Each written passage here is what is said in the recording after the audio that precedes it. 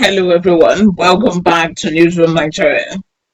Today's analysis is explosive, and I mean that literally and politically.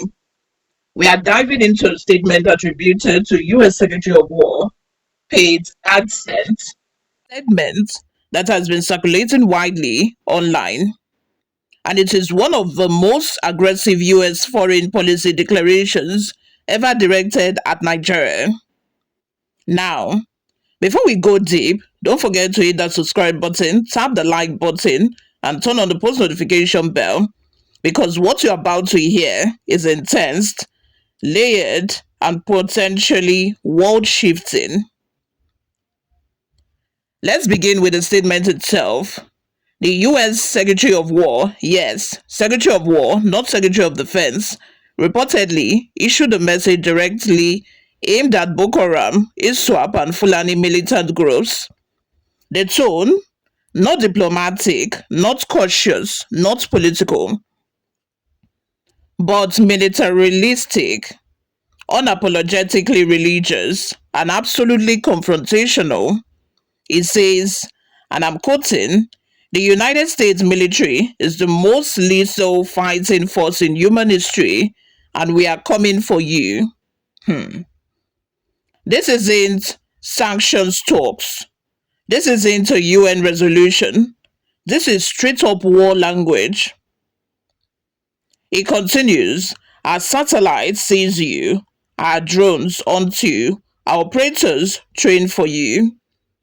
And then he frames the conflict in Nigeria as Christian genocide, criticizing Nigerian authorities, criticizing global media, and even accusing multiple administrations, especially Biden's, of ignoring mass murder. For 16 years, he claims genocide was happening, and now the US is done watching. Let's pause here. Make sure you subscribe because it's about to get heavier. Accent cites shocking statistics: 125,000 Christians killed since 2009, 32 Christians deaths per day in 2025, 19,000 churches destroyed, 1,100 Christian communities wiped off the map. These numbers are extremely high, far above what most international monitoring groups report. So we need to separate emotion from data, language from evidence. But here is what is important. Even if the numbers are contested, the violence in northern Nigeria is real, horrific, widespread, and worsening. This is where the statement becomes geopolitically explosive. Accent repeatedly uses the term genocide, not insurgent, not terrorism, not farmer-elder clashes. It dismisses climate change explanations, land conflict theories, and ethnic interpretations. It says it plainly: this is genocide, this is evil. If a US official designates something as genocide, it legally opens door for military action, sanctions, and even unilateral intervention without host nation consent. This is why this statement is so critical. It's not just emotional, it's legal positioning.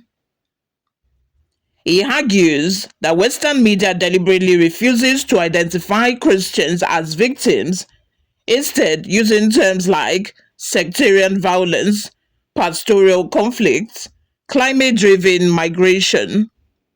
This, it says, is complicity. Whether you agree or not, the key takeaway is this: he is framing the Nigerian conflict as a suppressed truth, one that America must now expose and confront. This isn't just military language, it's culture war language, it's religious war language, it's media war language. Accent does something that no US official usually dares to do publicly. He accuses the Nigerian government of complicity. Examples he cites: 1. A pastor warned the Nigerian army about an imminent attack. Army dismisses it as misinformation. 13 Christians killed. Suspect in a church massacre took 3 years to be arraigned. Fulani militants operating freely with known locations but unengaged. Government framing religious killings as climate change. Then comes the diplomatic nuclear bomb. All military and financial aid to Nigeria is suspended, effective immediately. If this were real, an active US policy, it would be one of the biggest diplomatic confrontations between the two nations in decades.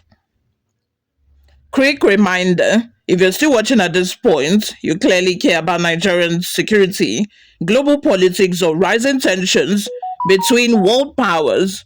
So please hit the like button, subscribe, turn on the notification bell so you won't miss next uploads. Exxon points out that in 2020, under Trump, Nigeria was listed as a country of particular concern, a major religious freedom sanction category. Then Biden removed it in 2021. Then in a statement, Exxon claims Trump, now back in office, has restored the designation and ordered the Pentagon to prepare operational plans. Operational plans, not assessments, not reviews, not consultations. Plans. This would mean intelligence deployment, special operations proposal, drone strike authorization pathways, evacuation routes for potential joint or unilateral raids. This is not small. Extent invokes medieval Christian history, the Crusades, quoting Des Vault. This is a phrase with enormous emotional weight. For some, it symbolizes the defense of persecuted Christians. For others, it symbolizes holy war. Using that phrase from an American cabinet official, that's geopolitical dynamite. It signals that this isn't just policy, it's ideology. Now, let's enter the strategic reality. Could the US actually intervene militarily in Nigeria? Let's break it down. Technically, yes. The US has bases in Africa, drone hubs, special operations command structures. Politically, it will be controversial. Nigeria is a sovereign state and a major African partner. Religiously, it could inflame tensions. Framing conflict as Christian versus Muslim could destabilize the region. Logistically, the US could target insurgent groups without invading Nigeria. Think drone strikes in Yemen, Pakistan, Somalia. Diplomatically, relations would freeze. So yes, intervention is visible, but incredibly risky. If this statement signals real policy, Nigeria enters a new era. Loss of US military aid, loss of intelligence support, potential sanctions, possible drone operations, heightened religious tensions, internal political shakeups, pressure for reform, pressure on the military, pressure on media narratives. It places the Nigerian government under global scrutiny and reframes the conflict as a moral, not political one. So, where does this leave us? A US official is framing Nigeria's crisis as genocide, calling the Nigerian government complicit and threatening direct US military action. Whether you support intervention or oppose it, this marks a turning point. One thing is clear: the world is watching, America is repositioning itself, and Nigeria is entering a new chapter, one filled with danger, pressure, and potential transformation. If you found this deep dive enlightening, please like this video, subscribe, and share this video so others can understand what's at stake. My name remains Oluwayomi Temlola. Thanks for watching. Stay safe and stay informed. I will see you all in my next video. Bye for now.